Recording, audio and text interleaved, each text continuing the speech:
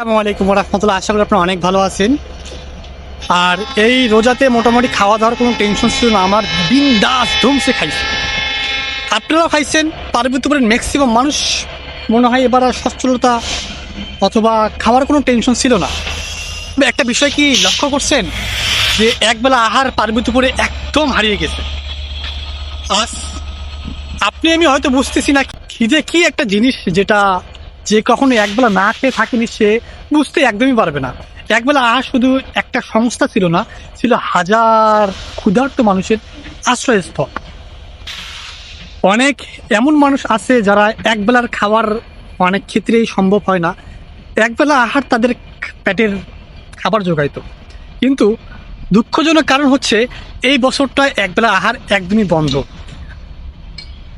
যেই কারণে হোক না কেন, আমাদের পরিবেশের খুব একটা ফায়দা হয়নি, আমি বলবো লসই হয়েছে। আমার সামর্থ্য আছে, আপনার সামর্থ্য আছে, আমরা খাচ্ছি। কিন্তু যার সামর্থ্য একদমই নেই সে কিন্তু না খেয়ে ঠিকই আছে। কিন্তু যারা একসময় তাদেরকে খাওয়ানোর একটা ব্যবস্থা করছিল, ওরা কিন্তু এখন তাদের কার্যক্রমটা সম্পূর্ণ বন্ধ করে রাখছে। এটা আসলে অত্যন্ত দুঃখজনক বিষয়।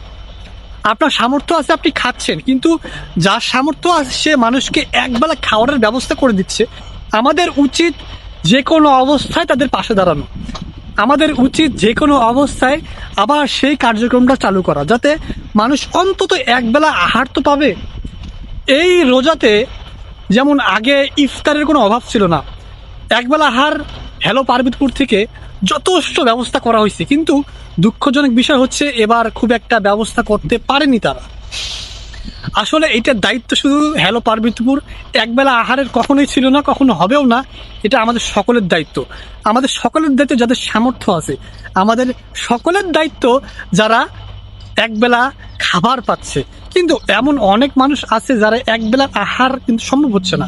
এজন্য আমি হ্যালো পার্বতীপুরকে অনুরোধ করব, আপনারা দ্রুত এই সেবাটা চালু করেন, যাতে এমন কিছু মানুষ এই সেবাটা অবশ্যই পাক। আমরা মন থেকে পার্বতীপুরবাসী এটাই চাচ্ছি, যারা একবেলা আহার পাচ্ছে না। যারা যেমন ইতিমধ্যেই কিন্তু 10টা-20টা রোজা চলে গেছে, দেখা যাচ্ছে 20টা রোজা আপনি কতবার স্টেশনে আসছিলেন, আপনি কতবার স্টেশনের আশপাশে আসে মানুষকে, ক্ষুধার্ত মানুষকে আহার দিচ্ছেন। আসলেই খুবই কম। আগে বিষয়টা একদম ভিন্ন ছিল, তারা নিজ উদ্যোগে মানুষকে খাওয়ার ব্যবস্থা করত। আজ তারা আসলে অসহায়, তারা একমাত্র আল্লাহর কাছে সাহায্য চাচ্ছে। আল্লাহ, এমন কেউ কি আছে যে আমাদেরকে খাবারের ব্যবস্থা সামান্য হলে করবে? দুঃখজনক বিষয় হচ্ছে হ্যালো পার্বতীপুর একবেলা আহারের ব্যবস্থাটা মোটামুটি বন্ধ হয়ে গেছে।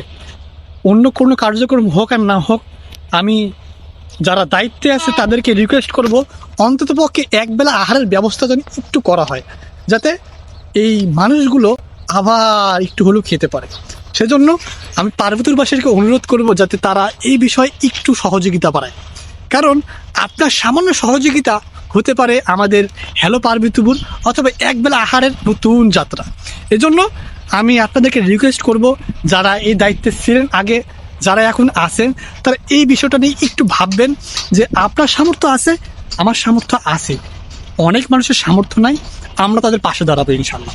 আমি বিশ্বাস করি পার্বতীপুরের মানুষ অবশ্যই, যেহেতু করোনার পর থেকে পাশে ছিল, এবারও ঠিকই পাশে থাকবে। আসসালামু আলাইকুম ওয়া রাহমাতুল্লাহ।